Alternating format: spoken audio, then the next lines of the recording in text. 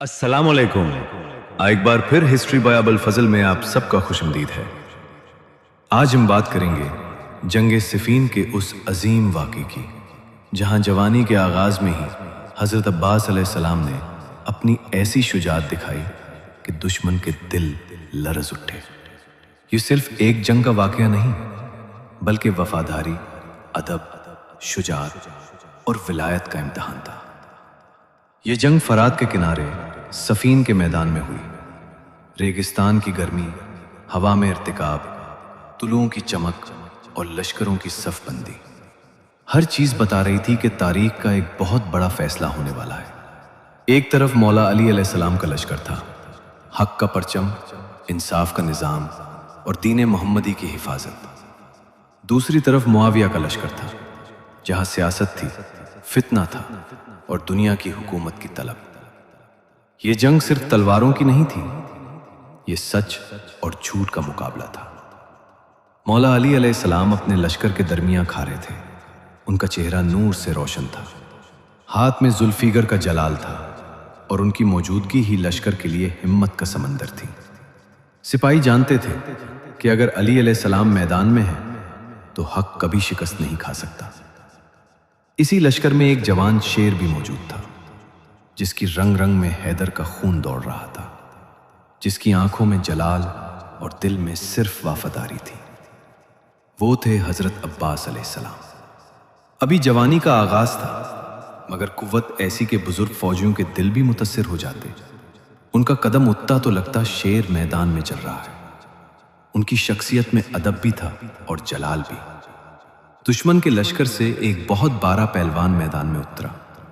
وہ اپنی طاقت پر غرور کرتا تھا۔ اس نے زور سے للکار کر کہا، کیا علی کے لشکر میں کوئی ہے جو میرا مقابلہ کر سکے؟ اس کی آواز پورے ریگستان میں گونج اٹھی۔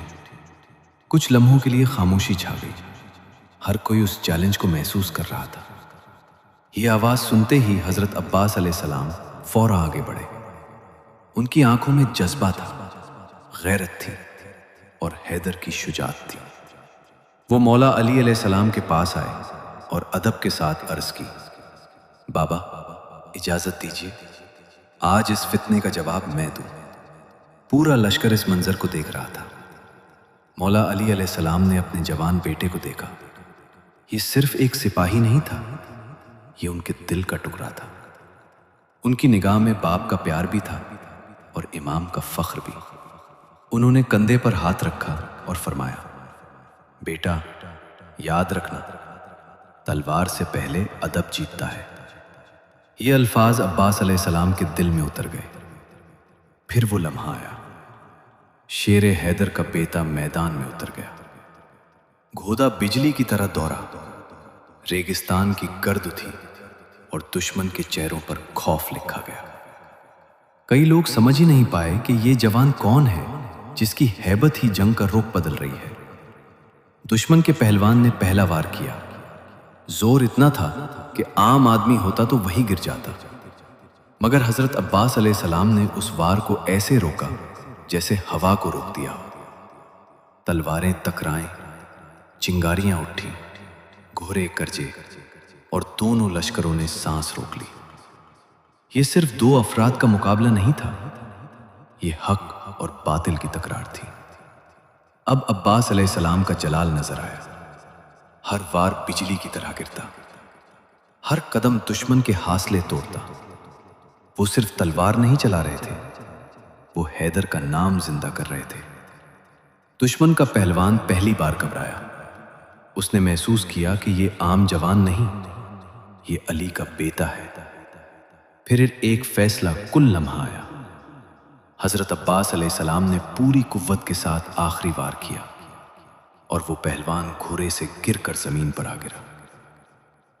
ریگستان ایک لمحے کے لیے بالکل خاموش ہو گیا۔ پھر اچانک علی کے لشکر سے تکبیر کی آواز بلند ہوئی، اللہ اکبر! پورا لشکر جوش سے بھر گیا۔ سپاہیوں نے سمجھ لیا کہ جب عباس علیہ السلام جیسا جوان علی علیہ السلام کے ساتھ ہو تو شکست کا سوال ہی پیدا نہیں ہوتا۔ یہ صرف ایک پہلوان کی ہار نہیں تھی، یہ بطل کے غرور کی شکست تھی۔ जब दुश्मन के सिपाहियों ने अपने सबसे ताकतवर पहलवान को जमीन पर गिरा हुआ देखा तो उनके चेहरों का रंग उठ गया। उन्होंने एक दूसरे से पूछा, ये जवान कौन है? क्या ये खुद अली है? किसी ने जवाब दिया, नहीं, ये अली का बेटा है। ये नाम सुनते ही खौफ और गहरा हो गया, क्योंकि वो जानते थे जहां अली का घराना खड़ा हो वहां शिकस्त मुमकिन नहीं होती। दूर खड़े मौला अली अलैहिस्सलाम अपने बेटे को देखकर मुस्कुराए। ये मुस्कुराहट सिर्फ जीत की नहीं थी, ये उस बात की थी कि अब्बास अलैहिस्सलाम ने ना सिर्फ जंग जीती बल्कि अदब, वफादारी और अहले बैत की अजमत को भी जिंदा रखा। फतह के बाद भी हजरत अब्बास अलैहिस्सलाम के चेहरे पर गुरूर नहीं था। वो फौरन अपने बाबा मौला अली अलैहिस्सलाम की तरफ लौटा है, सर झुकाया और अदब के साथ खड़े हो गए। ये था अहलुल बैत का अखलाक, जहां जीत पर तकब्बुर नहीं बल्कि शुक्र होता है।